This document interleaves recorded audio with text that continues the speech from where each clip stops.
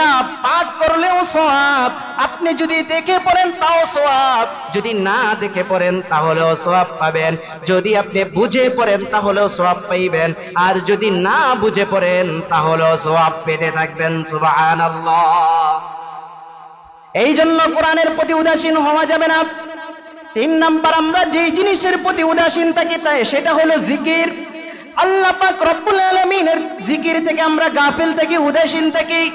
অথচ আল্লাহ তাআলা বলেন ফাওয়াইলুল লিল কাসিয়াতি কুলুবুহুম মিন যিকরিল্লাহ, দুর্ভোগ ওই ব্যক্তিদের জন্য যারা নাকি আল্লাহ তাআলার জিকির থেকে গাফেল থাকে। উলাইকা ফি দালালিম মুবিন, এরা সুস্পষ্ট গুমরাহির মধ্যে নিমজ্জিত আছে। যারা আল্লাহর জিকির করে না এরা সুস্পষ্ট গুমরাহির মধ্যে আছে। এই জন্য সকালেও আল্লাহর জিকির